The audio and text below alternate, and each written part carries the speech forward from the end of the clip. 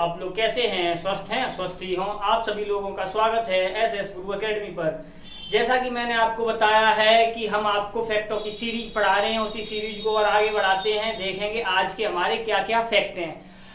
फिर भी हम आपको थोड़ा कुछ बताते हैं। आप ये सोचिए कि अगर हम किसी एक पत्थर को लें, धागा से बांध लें या रस्सी से बांध लें और उसे इस प्रकार से घुमाएं, और अगर हम रस्सी को टाइट करते जाएं तो क्या होगा, उसका आकार जो घुमाव का होगा, उसका क्षेत्र होगा, वो कम होता चला जाएगा।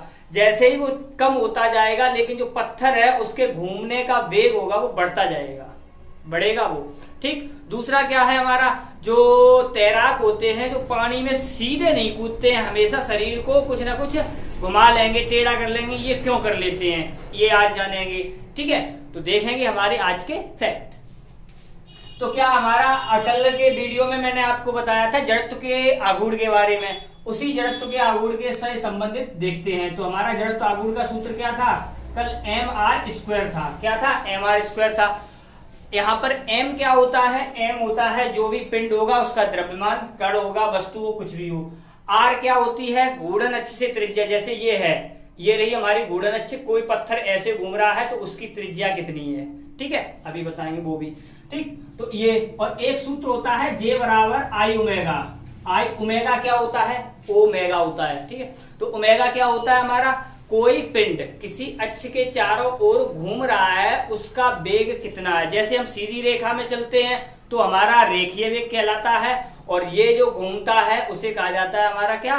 कोणीय वेग। ठीक है, तो ये हो गया हमारा कोणीय वेग। I का मान यहां से रख दो, तो I बराबर क्या हो जाएगा? mr², और ये रहा ओमेगा। ठीक है, अब देखो, किसी भी पिंड का द्रव्यमान होता है वो तो निश्चित होता है हमारा। ठीक है, तो इसका मतलब ये m खत्म हुआ। और कोणीय संवेग का एक संरक्षण का नियम होता है, जो संरक्षित रहता है, तो J भी खत्म मान लेते हैं। बचा क्या हमारा? r² ओमेगा बचा। ये दो चीजें बची। और क्या यहां से अगर हम निकाला जाए, ये सब कांस्टेंट हो जाने के कारण जो ओमेगा होता है वो डिपेंड करेगा 1/r² पर। कहने का मतलब ओमेगा इनवर्सली प्रोपोर्शनल होगा हमारा किसके? r के। ऐसे मान के चलते हैं। ठीक है, वैसे मेन ये है। इसका मतलब क्या हुआ? इसका मतलब ये हुआ, अगर हम r का मान कम करेंगे तो उसका जो किसी अक्ष के सापेक्ष कोई पिंड कण घूम रहा होगा, वो तेज घूमने लगेगा। वो ये बात बता रहा है ये सूत्र।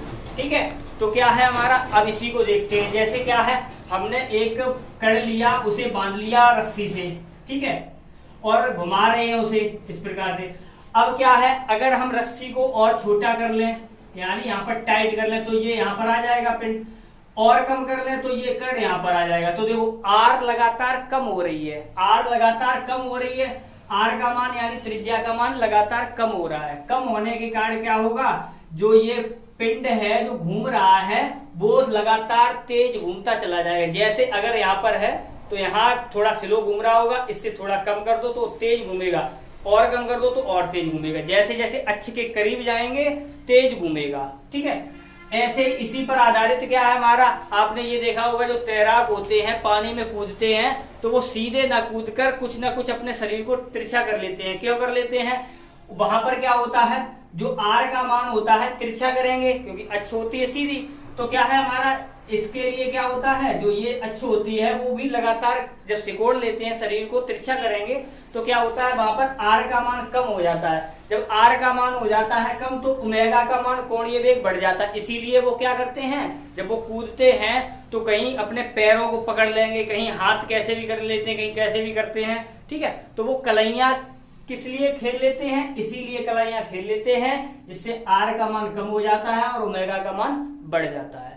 ठीक है, तो ये और क्या है हमारा, और ये है, आपने ये भी देखा होगा कि अगर हम क्या करें, अपने हाथ लें, हाथों से क्या करें, दो पिंडों को पकड़ लें, लंबा ऐसे करके कर लें। ठीक है, पकड़ लें, और इसके बाद क्या करें, हम ऐसे खड़े हो जाएं और कोई नीचे चीज ऐसी हो जो घूम रही हो, तो क्या अगर हम ऐसे पकड़े होंगे तो उस कंडीशन में क्या होगा, वो नीचे जो घूम रहा है वो स्लो घूमेगा, यानी धीरे धीरे घूम पाएगा। जैसे हम अपने हाथों को सिकोड़ते जाएंगे उस कंडीशन में क्या है, r का मान लगातार कम हो रहा है। देखो, क्योंकि हमारा अब सपोज करो ऐसे है, अभी यहाँ पर हम किसी को पकड़े हैं, अब यहाँ पर ऐसे करके कर लिया तो आर का मान कम हो गया, यहाँ कर लिया तो आर का मान कम हो गया। आर का मान कम होने से क्या होगा, हमारा कोणीय वेग बढ़ जाएगा। कोणीय वेग बढ़ने का मतलब क्या है, जो नीचे जिस चीज पे हम खड़े हैं वो चीज तेजी से घूमने लगती है, यानी अपेक्षाकृत हाथ फैलाने की तुलना में हाथ सिकोड़ लेंगे तो जो नीचे जिस पर घूर्णन चीज पे खड़े हैं उसका जो घूर्णन होगा या उसका जो चलने का वेग होगा वो बढ़ जाता है। ठीक है, तो ये हुए हमारे आज के फैक्ट। अगर फैक्ट पसंद आए हो तो वीडियो को लाइक करें, चैनल पर नए आए हो तो चैनल को सब्सक्राइब करें और अपने दोस्तों के साथ शेयर करें। बाय।